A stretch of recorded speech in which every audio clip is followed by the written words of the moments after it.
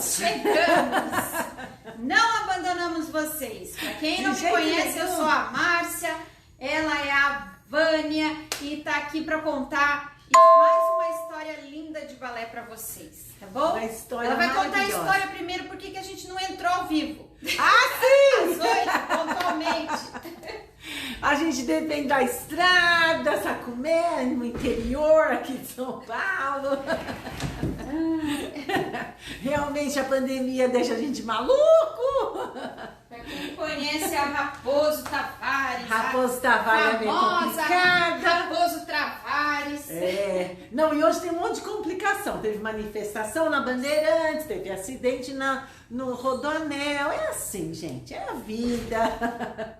A gente cada vez sai mais cedo, mas chega mais tarde. Mas estamos aqui para contar essa história maravilhosa do Pássaro de Fogo. É uma história bem intrigante, porque ela mistura o imaginário e tem muitas situações diferentes, né? Envolvendo a maldade, né? Imortalidade. E então é uma história muito intrigante. Ela é baseada em vários contos russos. A história do Ivan Czarevich, o Pássaro de Luz, e envolve também o Lobo Cinzento, que são lendas russas, e ainda combinada com uma lenda do Kast, que é o imortal. Ele é um demônio imortal, mas ele tem um segredo que eu vou contar para vocês aqui nessa história. Esse é um balé de um ato só. Ele é bem curto, na verdade, em relação aos outros balés. Ele tem um ato só e 2 cenas. E o libreto dele e a coreografia foram imaginados e idealizados por Michel Fokine. E isso foi em 1910. Assim, e foi estreado no Ópera de Paris. E a música, diferentemente de outras obras de balés, é feita pelo Igor Stravinsky. A música de Stravinsky é muito diferente das outras e ela é bem representativa para seres imaginários mesmo. Então, quando a gente escuta a música de Stravinsky, a gente se remete mesmo a lugares bem diferentes, né? A situações diferentes. Assim como nos outros balés, o próprio Tchaikovsky, Delibes e tal, mas ele tem um jeito diferente de mostrar o que ele quer representar. Então, nesse balé tem bastante flauta, porque estamos representando um pássaro, né? E assim, os personagens principais são o Pássaro de Fogo, o Ivan, que é um futuro czar, né? Um príncipe, o Karsten, que é o imortal, que é um demônio, e tem as princesas que estarão nessa história, e também temos gnomos, e temos personagens mitológicos mesmo nela, e tudo remete a essas fábulas russas, né?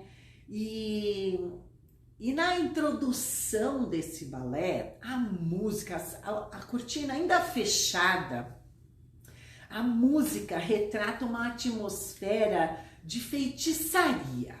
Estamos num lugar bem assim, escuro ainda, né? E aí a música remete a duendes que andam por baixo da terra.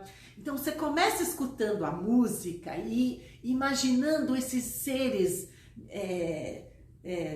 num clima de magia negra, um clima meio tenso, murmúrios, mistérios, e os gnomos, ainda uma água passando por cima das pedras num riacho, e a música vai remetendo, a gente vai entrando nesse clima, e a gente vai sentindo com a música como se tivessem asas voando no ar, né? E a gente não vê nada ainda, tá tudo fechado, tudo escuro, mas a música já vai nos remetendo para esse clima. E aí, quando se abre os panos do palco, tá muito escuro e só se vê no centro do palco uma árvore diferente. Parece uma macieira, mas ela tem folhas cintilantes, galhos dourados, e os frutos, parecendo maçãs, também nos remete a maçãs douradas. E é um mistério isso, porque a gente não tem plantas com folhas reluzentes nem nada, né? E assim começa a música a aumentar, e é muito mistério nesse clima, não é mesmo? Esse pássaro que a gente sente no início com as cortinas fechadas, ele aparece. E ele é um pássaro muito lindo, com penas que nos remetem ao fogo. Imagina a chama do fogo, né? Ele é laranja, avermelhado, tem um penacho super bonito na cabeça, e ele pula de um lado para o outro, meio frenético. E nesse momento, um rapaz super bonito, com roupa de caça mesmo, com um arco na mão, ele aparece assim no alto de um muro. E aí ele fica meio escondido, olhando onde o pássaro vai, porque ele tá caçando e ele vai pegar esse pássaro. Só que ao invés de acertar o alvo, ele é muito ruim de mira. Ele se prepara com o arco, ele atira, mas ele não acerta. E aí ele tenta caçar com as próprias mãos. Então ele corre de um lado, corre para o outro, o pássaro pula para um lado, pula para o outro, e ele acaba agarrando esse pássaro, porque ele fica assim extasiado de tanta beleza que ele tem, mas ele acaba só pegando mesmo, agarrando o pássaro, e ele tá tão encantado que ele começa a se questionar: mato ou não mato? Mato ou não mato? E ele não mata, não. Ele fica encantadíssimo com aquele pássaro diferente, e de recompensa o pássaro oferece uma pena, né? Poxa, você me pegou, mas não me matou, então eu vou te dar uma pena. E eu vou te falar uma coisa, o pássaro de fogo fala para ele: quando você estiver em perigo, você pega essa pena que eu te dei e sacode muito, muito, muito, muito, muito, muito, muito, que eu posso te ajudar. E é engraçado que, assim, em vários filmes que a gente vê na atualidade, se a gente for pensar em alguns filmes, a gente tem essas coisas de um amuleto. Então o pássaro de fogo dá esse amuleto pro príncipe Ivan e fala para ele: olha, quando... O nome dos seus filhos? O nome do meu filho. E assim, quando você estiver em perigo, você sacode bastante essa pena, que eu vou te ajudar, né? E aí o pássaro de fogo vai embora todo feliz, e o príncipe está lá naquela floresta, e ele começa a pensar em ir embora. Só que o clima começa a se escurecer e ele não consegue saber para onde que ele vai. E ele bate num portão, né? E ele vê aí volta a se iluminar o palco e ele vê umas moças se aproximando e abrindo aquele portão. E assim, o clima tava meio estranho, ele tava tentando ir embora. E as coisas começam a se escurecer e ele se esconde. Aí eu falei, meu Deus, o que será que vai acontecer aqui? Eu vou me esconder para primeiro saber o que vem em minha direção. E aí ele se esconde. Quando os portões se abrem, a luz volta. E a música é muito envolvente. E ele começa a ver princesas aparecendo, umas moças muito bonitas. E são 12 moças que aparecem, são donzelas, né? E elas vêm em direção àquela árvore bonita, que tem os frutos dourados. E pela história original, elas sacodem a árvore e os frutos começam a cair. E elas começam a correr atrás dos frutos, até numa brincadeira, porque elas exatamente brincam com aquelas frutas. E em algumas versões, uma das princesas, a mais bela princesa, né, a mais bela donzela, acaba chegando perto do arbusto onde ele está e ele fica encantado e se apaixona por ela. E aí ele sai de trás do arbusto e até se apresenta, né? E elas começam a ficar meio medrosas com isso, porque eu acho que ele não sabia onde estava. Ele estava no palácio do Karsten, o imortal. E aí a princesa fala pro Ivan que todas as pessoas que estão naquele local são presas por esse Karsten. Que ele tinha um segredo que não podia ser revelado, porque ele era imortal, mas ele morria de medo que as pessoas soubessem do segredo dele. Então era bom ele ir embora para se proteger, para não ser preso pelo Karsten. E aí, nesse meio tempo, ele não consegue sair daquele lugar, né? Mas as princesas ouvem alguma coisa e elas voltam para dentro do palácio e fecham aquele portão, não deixando ele entrar. E aí a coisa fica preta, porque ele tenta ir atrás das moças, né? Por causa que ele começou a paixão pelaquela princesa, e elas fecham o portão, não deixam ele entrar. Mas o clima começa a esquentar, porque os guardas, né, aqueles seres estranhos, começam a ir atrás dele, porque eles são pessoas do exército do Karsten, e eles vão atrás do Ivan e prendem um príncipe. E aí aparece o Karsten em pessoa para ele. E assim, os guardas não deixam ele escapar de jeito nenhum, apesar de ele ser muito forte, lutar muito, ele não deixa. E o Karsten acaba amaldiçoando o príncipe. Só que o príncipe tá numa enrascada mesmo, né? E aí ele lembra da pena que o pássaro de fogo deu para ele.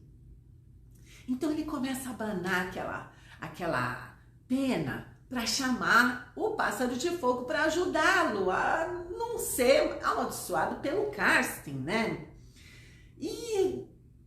E aí começa a abanar muito forte, muito rápido, e tentando fugir, e abanando. E aí aparece novamente o pássaro de fogo.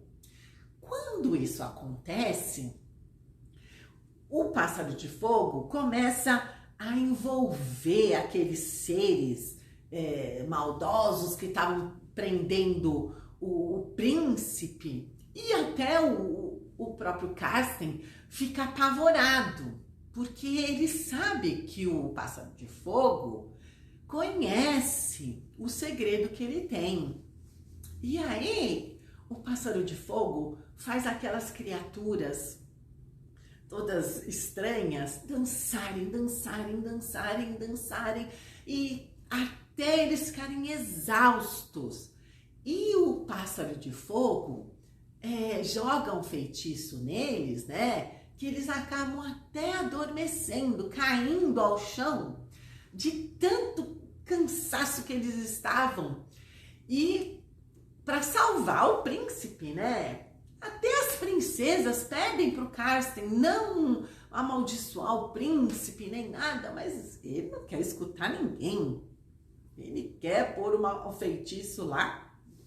E aí, com esse poder do pássaro fazer os guardas do Karsten dançarem até ficarem exaustos e adormecer, o pássaro de fogo fala para o príncipe entrar nas raízes daquela árvore maravilhosa lá, com as folhas todas cintilantes, e pegar uma caixa que tem lá dentro das raízes da árvore, que ele vai encontrar uma caixa de ferro e abrir a caixa.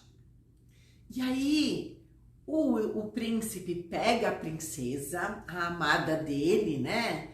E eles começam a se embranhar nas raízes da árvore, que estava meio oca. Acho que a gente conhece uma história que a mocinha entra no buraco da árvore, não é mesmo? A nossa querida Alice. Então, e aí os dois entram nas profundezas dessa árvore e encontram uma caixa de ferro. E dentro dessa caixa, vocês nem vão acreditar, tem um ovo ali dentro daquela caixa. O Karsten vai atrás dos dois, né, do príncipe e da donzela, e ele fica super apreensivo, porque agora a vida dele está na mão do príncipe. Porque a alma daquele Karsten imortal estava dentro daquele ovo, gente. Que coisa maluca! E aí, o Ivan, vendo aquele ovo, ele fala: aqui dentro tem alguma coisa que o Karsten quer. E eu vou destruir esse ovo de qualquer jeito. E aí, ele quebra o ovo. Aí o Karsten morre. E tudo aquilo de ruim que o Karsten fazia, de prender as pessoas que iam lá no palácio dele, e aqueles gnomos, aquelas criaturas estranhas que viviam lá em volta do castelo para proteger o Karsten, tudo isso se desfaz quando o Ivan quebra o ovo. Então uma nuvem paira no ar, e quando essa nuvem se dissipa, aí nós vemos as pessoas chegando no castelo e a gente vê pajens trazendo um cetro, uma coroa, um manto, e nobres entrando na cena, né? duques, duquesas, marqueses, e um palácio maravilhoso. Então, todos esses pajens vão colocando a coroa na cabeça do Ivan, dando o cetro na mão dele, colocando aquela bela da capa, e todos os rapazes cumprimentando o Ivan, né? Porque afinal de contas, agora ele vira um czar, né?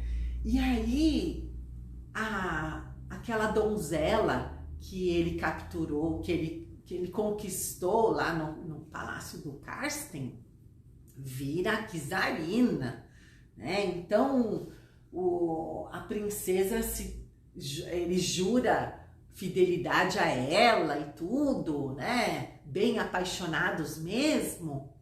E aí, o casamento acontece. Então, se forma um belo de um cortejo, que ele é coroado czar, ela se casando com ele vira czarina, né?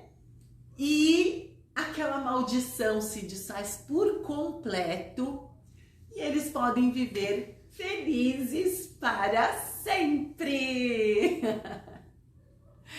Ai, essa é uma história muito doida, né? Assim, imaginária mesmo. Uma né? imaginação super fértil, né? Porque tantas lendas juntas, o Fokine foi muito feliz de imaginar tudo aquilo. E olha só, o nosso Diaghilev, ele era diretor da companhia russa, né? E ele estava na Europa em 1910, e aí ele pediu exatamente pro Stravinsky fazer a música para esse balé. E ele foi muito feliz, porque na primeira versão desse balé, quem dançou, né, o Pássaro de Fogo foi a Tamar Karsavina. O próprio Michel Fokine foi o Ivan. E o Karsten foi o Enrico Cecchetti.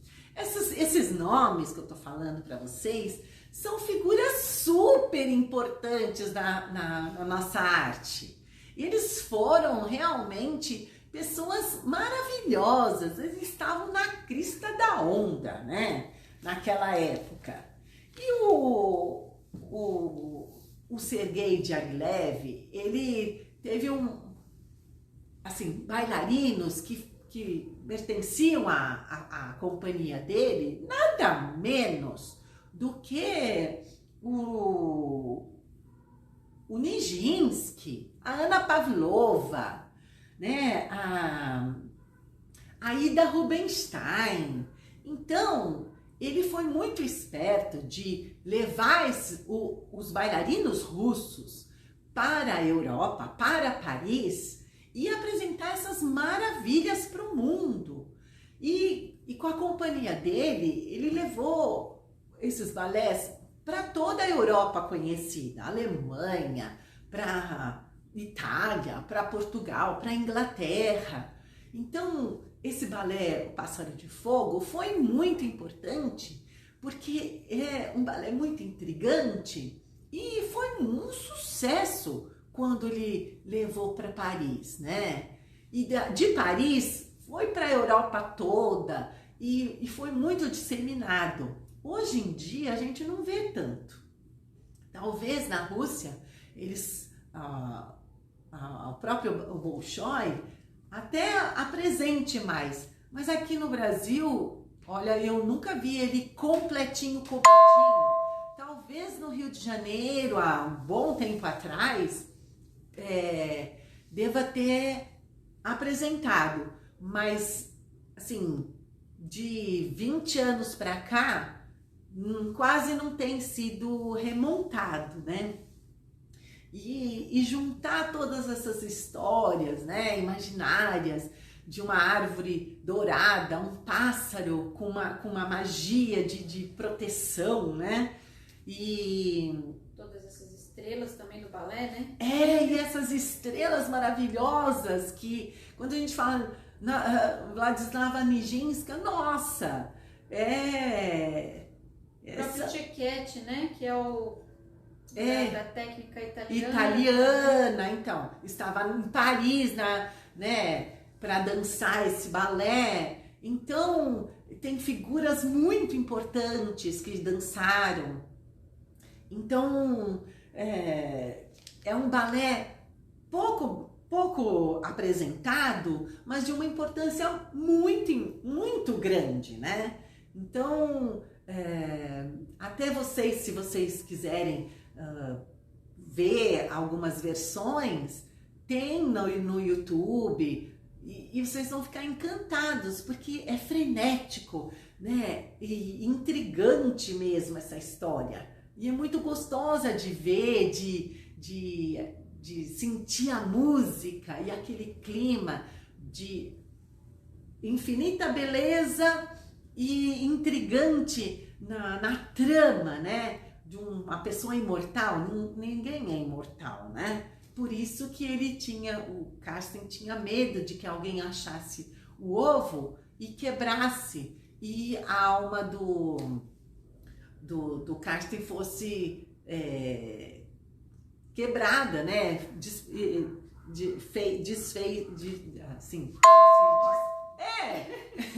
Assim a alma dele ia embora e a imortalidade dele não ia ser mais possível, né? Ele tinha que morrer, a imortalidade não existe, né? Só se ficasse presa no ovo mesmo. Ai, gente, é maravilhoso. Se vocês tiverem oportunidade, façam ter oportunidade, né? Para assistir esse balé, que não é longo, tem uns 40 minutos. A São Paulo Companhia de Dança dançou o Padedê, né, do Pássaro de Fogo, com uma releitura, né? Mas foi agora em 2010. Eu acho que é a coisa mais recente que eu posso oferecer em relação a essa história do Pássaro de Fogo. É só o Padedê, que foi dançado pela São Paulo Companhia de Dança. Muito bom, mas consegue encontrar no YouTube? Consegue, assistir, né? consegue sim. É bem legal, muito bom. Uma ótima pedida aí para o final de semana, meninas. Isso Deixa eu mesmo. ver o que vocês acharam do Pássaro de Fogo. Eu sei que vocês Espero que tenham gostado. Vocês estavam ansiosas, né? A gente acabou... olha lá, ó, bom dia, ansiosa. Ai, meninas, muito bom ter vocês aqui. Muito obrigado pela participação, né? A gente também faz História tudo bem linda, com bastante carinho, para trazer essas coisas lindas para vocês. Que é muito importante vocês se integrarem, né? Isso, entenderem, na verdade, que o balé, ele é um mundo, né? Sim! Um mundo de coisas. Um mundo! Tem vários lados, né? Então, tem o lado técnico, né? Que é onde a gente realmente fala sobre a técnica e aprende os passos, a terminologia e tudo, mas também tem a parte de história, não só a história dos balés de repertório, né, mas a própria história do balé, né, em si, né, e além disso tem também a parte de você realmente, como é que estar num palco, né, como é que é você realmente se apresentar num palco. Sim. Também tem a parte de fortalecimento do corpo, né, então o balé ele é um mundo, realmente é um estilo de vida, né? Você realmente adota ele como um estilo de vida e fora esses figurinos lindos, essas roupas lindas que a gente tem para fazer aula, para dançar, para se apresentar. Uma coisa mais linda que a outra. É realmente um mundo apaixonante. Ah, é. Imagina colocar um figurino desse, você já se sente Sim. o próprio pássaro, né? Cada figurino representa alguma coisa. Então, a gente fica mesmo encantado e a gente entra no papel. É muito bom, né? Cadê você? Essas figuras fogem das nossas mãos. Ó, aqui, ó. Um pássaro de fogo. Ele é altivo, muito alegre. Olha que legal. Olha que figuras antigas. É muito bonito. Assistam, viu, pessoal? É muito legal. Muito bacana. Muito obrigada, viu, por vocês estarem aqui com a gente. Aproveitem suas aulas, seus momentos. Um ótimo final de semana. E aproveitem para assistir o Pássaro de Fogo. E Balé 30 Mais, a gente se encontra hoje às 18 horas. Eu vou mandar o link lá no nosso Telegram, tá? E a gente se vê na próxima live, gente. Um beijo grande para vocês. Tchau.